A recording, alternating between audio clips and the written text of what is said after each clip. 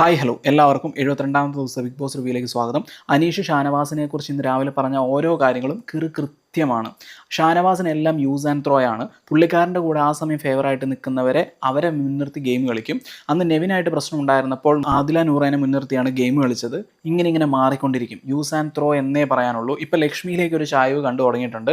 കാര്യം ലക്ഷ്മി അക്ബറായിട്ട് എതിരാണ്. ഷാനവാസ് ഇവിടെ ചെയ്തുകൊണ്ടിരിക്കുന്ന ഒരു മാനിപ്പുലേറ്റീവ് ഗെയിമാണ്. അതിനെ അനീഷ് തുറന്നു കാണിച്ചു എന്ന് വേണമെങ്കിൽ പറയാം. പിന്നെ നടന്നത് വീക്കിലി ടാസ്ക് ആണ്. വീക്കിലി ടാസ്കിന്റെ പേര് പറക്കും തളിക എന്നതാണ്. ഇത് കഴിഞ്ഞ സീസണിലൊക്കെ ഉണ്ടായിരുന്ന അതേ ടാസ്ക് ആണ്. അവരുടെ സെറ്റിന്റെ പുറത്തുനിന്ന് കുറേ ബോൾ വരും. അതിൻ്റെ അകത്ത് ഓരോന്ന് കളക്ട് ചെയ്യുക. ഓരോന്നിന് ഇത്ര പോയിന്റ്സ് ഉണ്ട്. യെല്ലോ ബോൾ ആണെങ്കിൽ 1 പോയിന്റ്, റെഡ് ബോൾ ആണെങ്കിൽ 3 പോയിന്റ്സ്, ബ്ലാക്ക് ആണെങ്കിൽ ഇവർക്ക് ഈ കളി വേണമെങ്കിൽ റിപ്പീറ്റ് ആക്കാം. ഇതായിരുന്നു ടാസ്ക്. 3 ദിവസം നീണ്ടു നിൽക്കുന്ന വീക്കിലി ടാസ്ക് ആണ്. ഇന്ന് വിജയമായി നിന്നത് ആര്യനാണ്, രണ്ടാമത് അനീഷ്, മൂന്നാമത് അക്ബർ എന്നീ ക്രമത്തിലാണ്. ടാസ്കിനിടയിൽ ഷാനവാസിന് ഒരു ബ്ലാക്ക് ബോൾ കിട്ടുന്നുണ്ട്. അപ്പോൾ ഷാനവാസ് റീഗെയിം എന്ന് പറയുകയാണ് ഉണ്ടായത്. അപ്പോൾ അനീഷ് കാണിക്കുന്ന ഒരു ഡ്രാമയുണ്ട്. അത് അക്ബർ എല്ലാവരും വിളിച്ച് കാണിച്ചു കൊടുക്കുന്നുണ്ട്. മറ്റൊന്നും കൊണ്ടല്ല, പുള്ളിക്കാരനാണ് ആ സമയം ഏറ്റവും കൂടുതൽ പോയിന്റ്സ് കിട്ടിയത്. പക്ഷേ ഇങ്ങനെയൊക്കെ ഡ്രാമ കാണിക്കേണ്ട ആവശ്യമുണ്ടോ? പുള്ളിക്കാരൻ അറിയാം കറക്റ്റ് സിറ്റുവേഷൻ.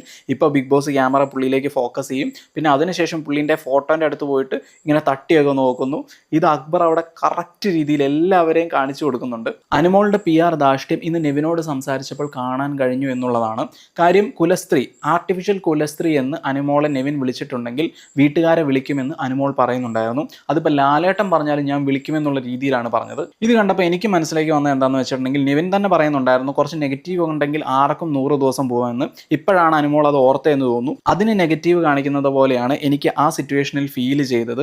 അനുമോളുടെ ക്യാരക്ടറേ അല്ല, അതായത് ഇത്രയും ദിവസം വന്നു പോകുന്ന അനുമോളുടെ ക്യാരക്ടറേ അല്ല അവിടെ കാണിച്ചിരിക്കുന്നത്. ഇത് പഠിപ്പിച്ച് വിട്ടതുപോലെ തന്നെ ഉണ്ടായിരുന്നു എന്ന് പറയാതെ വയ്യ. പിന്നെ ഒരു ഡെയിലി ടാസ്കും കൂടെ നടന്നിട്ടുണ്ടായിരുന്നു. ജ്യൂസ് കുടിക്കുന്ന ഒരു ടാസ്ക്. നല്ല ഫൺ ഉണ്ടായിരുന്നു കണ്ടിരിക്കാൻ. സോ ഇത്രയൊക്കെയാണ് ഇന്ന് സംഭവിച്ചത്. Thank you for watching. നിങ്ങൾക്ക് ഈ വീഡിയോ ഇഷ്ടപ്പെട്ടിട്ടുണ്ടെങ്കിൽ ചാനൽ സബ്സ്ക്രൈബ് ചെയ്യുമെന്ന് വരുന്നു. Bye bye.